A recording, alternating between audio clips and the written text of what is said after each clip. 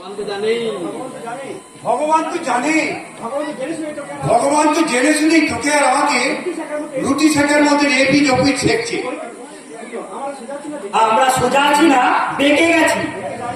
বেঁকে যায়নি, কেন বেঁকে যাব? বৌমা আর তার ভাই অঞ্জনের বিয়ে দিতে চাইলে কি হবে? পতিত পাবন চক্রবর্তীর মেয়ের সঙ্গে আমার নাতির বিয়ে দেব না, দেব না, দেব না। ঠিকই বলেছে। তোমরা কারা? আমি ঝুমুরতলের কবিয়াল সুজন।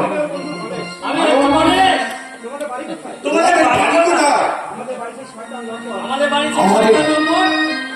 চৈত্রহীন ঢাকা পতিত পাবন চক্রবর্তীর বাড়ির পাশে। কি বললেন? বাবা ঠাকুর আশেপাশে কেউ নেই তো? থাকলেই বা তোমাদের ভাই কেন?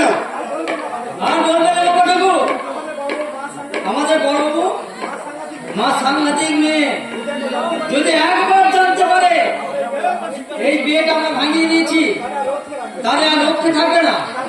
তারপরে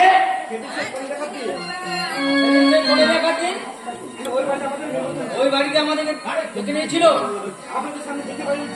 আপনাদের সামনে যেতে পারিনি ঠিকই, কিন্তু আপনাদের ওই পাশের বাড়ি থেকে সব কথা শুনেছি। কি শুনেছ? টাকা দেওয়া বা সোনার লালসাই নতুন গাড়ি ভাড়া আছে। আপনাদের বৌমা সেই তাড়াতাড়ি কি এই বাড়ির বউ করে আনবার কথা দিয়েছে। তোমরা এই খবর জানিয়ে আমাদের খুব উপকার করলে বাবা, আশীর্বাদ করো। আমরা যেন এমনি করে সবাইকে উপকার করতে পারি। আপনাদের কাছে একটাই অনুরোধ, এ মেয়ে যেন কিছুতেই দেবে না বাবু, সেটা কিছুতেই না।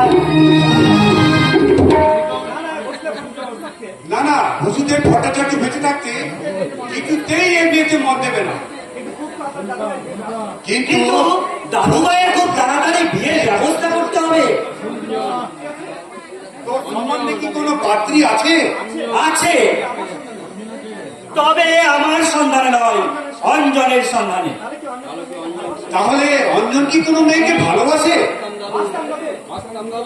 বাস্তব দাদু, বাস্তব। তবে মেয়েটা আপাতত হাত ছাড়া হয়ে গেছে। হাতছাড়া হয়ে গেছে?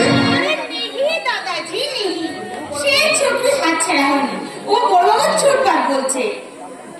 হাতে আশেপাশেই আছে, দেখি ঠিক সময় ধরা যাচ্ছে না। আরে এই জমি জুড়ি আমার নাতি ভালোবাসা তুই জানলি কি করে? আমি ওকে কথা বলেছিলাম দাদু। এই গল্প বলার লোক পাসনি, হতচ্ছাড়ি ঝুমড়িকে গল্প বলতে গেছে। এমনি হয়, এমনি হয়। ভালোবাসার গল্প কাউকে বলতে না পারলে কি ছেলে কি মেয়ে পেট ফুলে একেবারে ঢোল হয়ে যায়। ঠিক বলেছেন দাদাজি। এই ছুরি, তুই এখানে মরতে এসছিস কি জন্য? বড়বাবুর সাথে একটা দরকার আছে। আরে ও বড়বাবু, জীবন করে হোক আপনি আমার বিয়ের ব্যবস্থাটা করিয়ে দিন।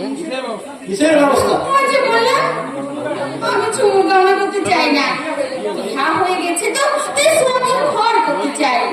আপনি মেহরবানি করে মালিকের কাছে আমাকে ছড়িয়ে দিন। কিন্তু কি ভাবছেন গো বড়বাবু, আপনার বিহার কথা? আমি ভাবছি না, ভাবছে আমার এই দুই দাদু। আর তুই যে শালা সারা রাত শুয়ে শুয়ে ঘড়িকাটের দিকে চেয়েছে ভাবিস তা বুঝি আমরা কেউ জানি না? দাদু, এই শালা সুচরিতাকে, সুচরিতা কে? এই শালা আমাকে জিজ্ঞেস করছিস? বল। আরে বলেন লজ্জা কেন? বল সুচরিতা কোথায়? কোথায়? সুচরিতা এখন আইটি অফিসার তোর সাথে গাড়ি হয় না? হয়, কিন্তু পাত্তা দেয় না। সে কি রে? সে যদি কেমন যে তোর মতো ছেলের সঙ্গে পাত্তা দেয় না?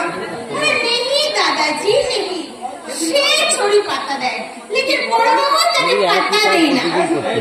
হ্যাঁ চুপ কর, তুই চুপ কর তো। এই শালা অঞ্জন থানা থেকে হ্যান্ডকাম নিয়ে আয়। কেন বাবু? কেন দাদু? অন্য কেউ যদি পথে উঠে যেত ওকে যদি রেস্ট দেয় ঝুমুর মেয়ে আড়ালে লুকিয়ে থাকা ঝুমকোলতা সিন কাটা চোর সুচরিতাকে আমি অ্যারেস্ট করব। দাদু আমি বলিনি আমরা একদিন হাতে নাতে দুই সালাসালিকে ধরবো।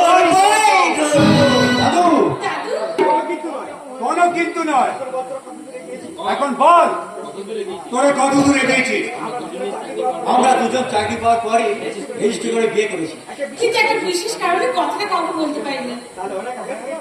তাহলে অনেক আগে থেকেই তুমি হয়ে বসে আছো এই দাদুর নাচবো।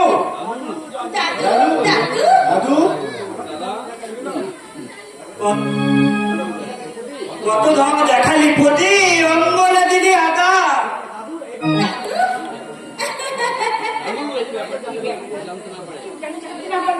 কেউ যেন জানতে না পারে। আর কেন যে কথাটা বলতে পারিনি সেটা সেটা বলবো। কেন যে এই কথাটা তোমাদের বলতে পারিনি, আমার বিয়ে হওয়া সত্ত্বেও ওই প্রদীপ বাবুর মেয়েকে আমি দেখতে গিয়েছিলাম। সেই কথা আমরা দুজনে কানে কানে বলছি। সর্বনাশ তাই নাকি? অনেক কথা আছে দাদু, পরে পরে সব বলবো। চলো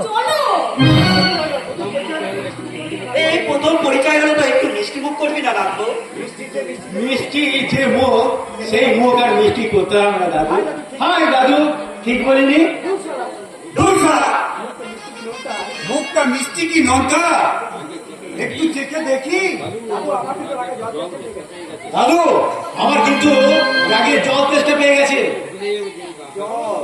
জল জল এনেছি বাবু, আমি তো জল এই নে বাবা।